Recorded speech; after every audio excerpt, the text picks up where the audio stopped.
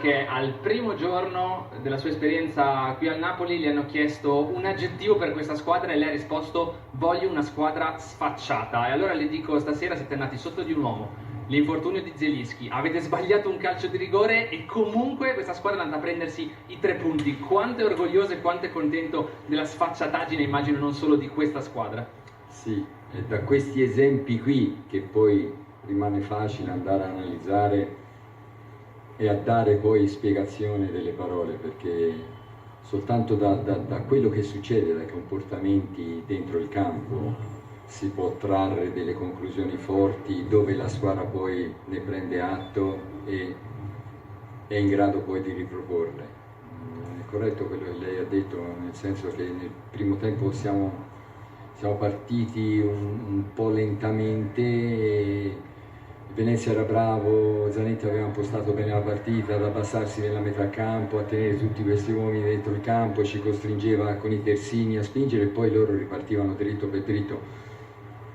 Nel secondo tempo è stata un'altra partita perché avevamo avuto più vivacità, più qualità nel far girare palla e poi il capitano con quel secondo rigore andare a batterlo ha dimostrato poi quello che significa portare la fascia di una squadra così importante, perché nei momenti delle difficoltà esco fuori, voglio la palla e ti faccio vedere come si fa.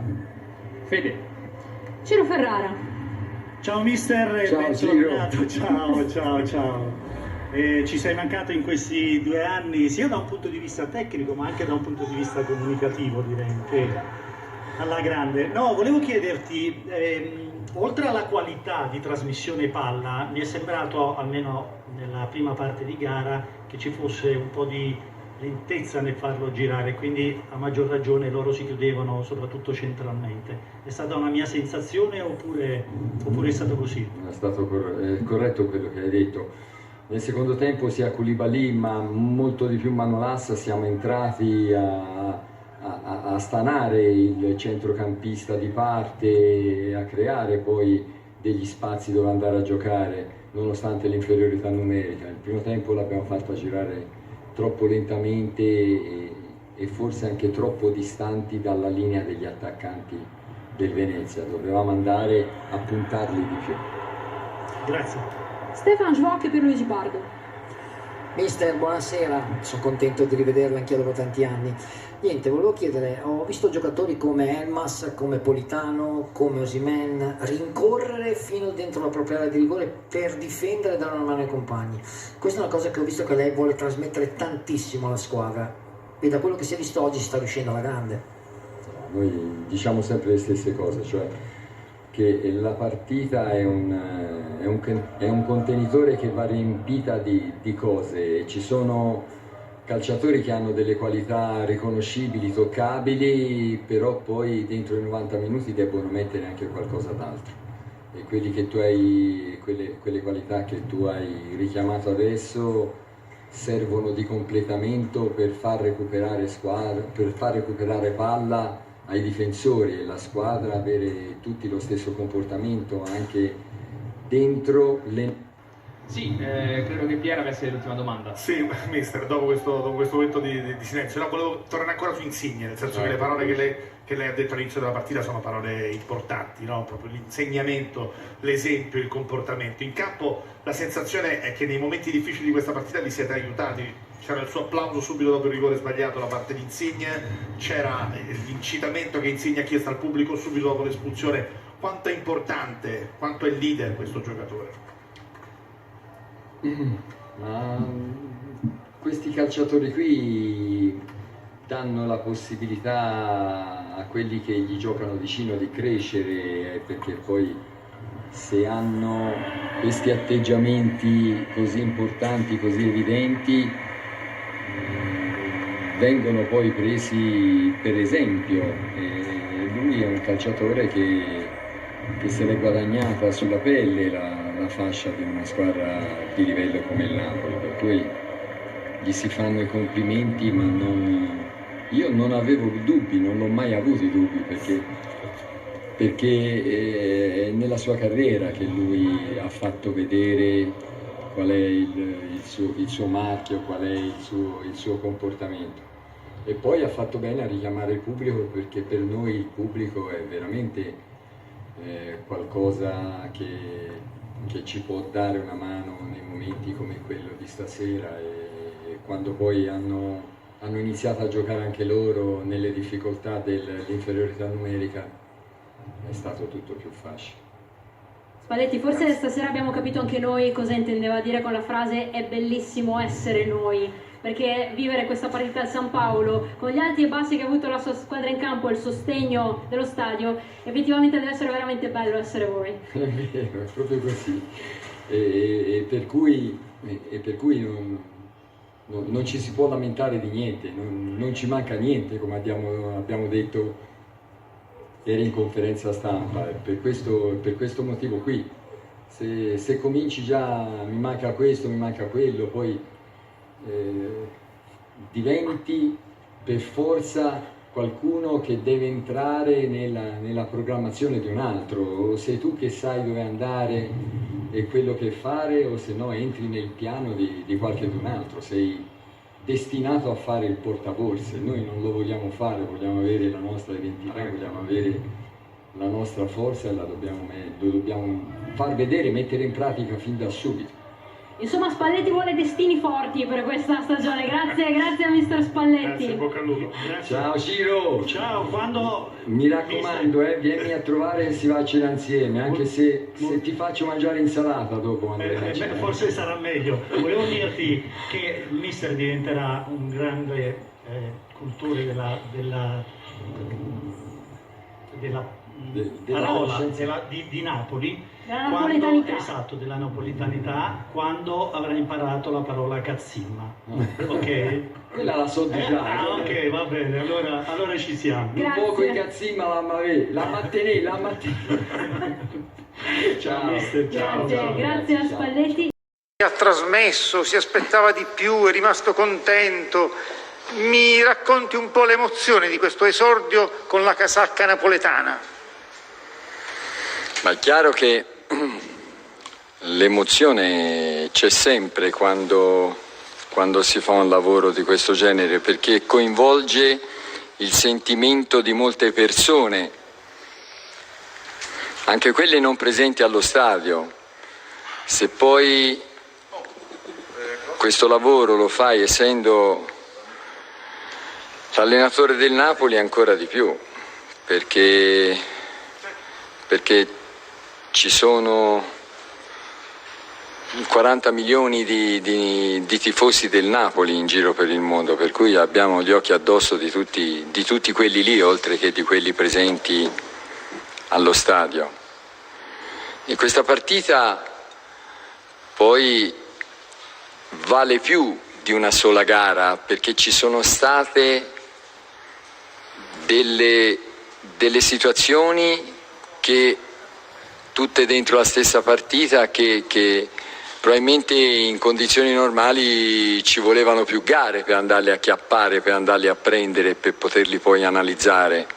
Invece sotto questo aspetto siamo stati fortunati, perché possiamo andare a discutere di più cose, perché attraverso l'evidenza è più facile poi trarre delle notizie da inculcare alla squadra, e questa partita di notizie ne ha avute tante. Insigne che gioca con il cuore, che sbaglia il calcio di rigore, che poi segna, che poi viene sostituito alla fine e prende tanti applausi. Insigne è il suo contratto. Lei ha detto: sono convinto che resterà qui almeno per la prossima stagione. A questo proposito che cosa ci può aggiungere?